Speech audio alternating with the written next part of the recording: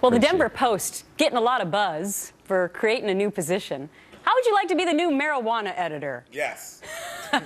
The man who'll be covering all things pot-related, just interviewed by Stephen Colbert.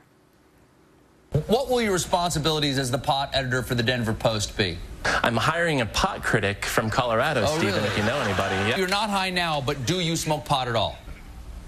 I don't smoke pot. I do eat it, though. Wow. Well, time for the mantle to take this to a higher level. Andy Levy, co-host of Red Eye, Michael Kay, a retired British officer and former UK Ministry of Defense advisor, and Sharad Small, a comedian and TV personality. And that's the voice that you heard saying, yep, you want the job. I want the job. I did some research, too, Gretchen. Okay, what is it? I just smoked something just to make sure that I was, you know. Okay. So you're very ready to go. I'm ready to go. So why this would you dude, want the job? he eats, what he's talking about, he's eating, like, baked goods? I guess, you know, you've heard of that thing before. But that's a good job to have. I Why? mean, if that's all I never saw this section in college when I went to college. I never saw that I could be an editor-in-chief of pot. But that's because pot wasn't legal. Now pot, Michael, is legal recreationally and medicinally in Colorado. So the Denver Post thinks, oh, I guess we need to cover this on a daily basis. Would you want this job, and is this the right way to go? Yes, and I think it's a really, really smart move by Denver Post. I mean, look, in 1970, the US put this on the Schedule 1 list, which means that cannabis is effectively, it's highly applicable to drug abuse, and there's not much application in terms of the medical benefits. And that was without any science. So cannabis has suffered from this legacy of being fearful from no science rather than actually having a bit of science and empirical evidence to justify it. So you agree with this, and it makes it sound so much more official with they put it calling in of it cannabis. Yes. The calling of it cannabis. All right, back to pot, Andy. Is this a bad idea? Is this a downward spiral of our culture that we're now going to have somebody covering pot and how people are using it in Colorado on a daily basis? I don't think so. I think you've got, as Mike said, you've got new laws in the state. They're going to change a lot of things, and you hire someone to oversee coverage of it. I don't see where it's any different than the New York Times having an article about wine.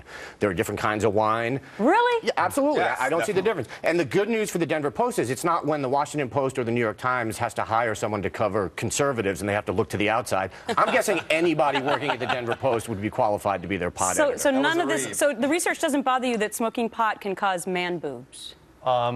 Bring them on. Good. Yeah. Okay. All right. But just wondering. There are caveats, though, Gretchen, because there's a town in southern Holland, in Maastricht, which actually has put together a law. Yeah, is it? I've never been. I've never been. We'll look on a map later. Yeah. But it's got a weed passport, and what it's trying to do is it's trying to stop tourist hotspots.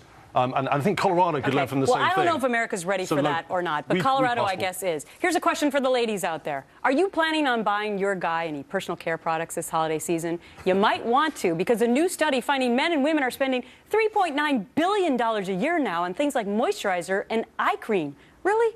That's up from $3 billion last year and $2.5 billion the year before. All right, Andy, what is your grooming routine? I basically roll out of bed, check to see that everything is still working, and say a quick prayer of thanks, and then go about my business. Okay, so come on. Most people think that guys' routine in the past was shower, shave, maybe deodorant. I like to dim the lights, run a hot bath.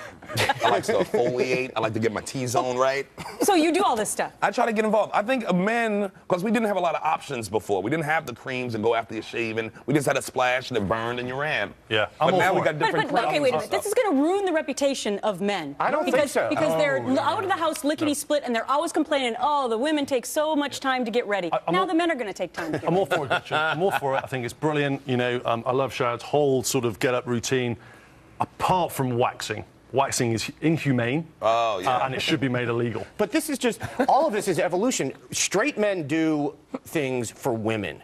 Right. If straight men are doing things like this now, it's because women want men to look a certain way. That's why. And that's why this is a $3.9 billion business? But also standards of masculinity change. It used to be powdered wigs and puffy shirts. I am very comfortable with a little face moisturizer and product in my hair. All right. You know what? I'm going to send somebody with an iPhone to your homes tomorrow morning. Yes. And then we're going to document what your grooming routine really is. I'm going to have and a we'll mud see if you're mask part on of this $3.9 billion. I want to go to Sharad's home with an iPhone. I'll go for you. And apparently you're all going to Colorado as well. Mantle panel, thanks much. Have a great week. Excellent. Gretchen, you're doing a great job around here. Thank you. Thanks so much.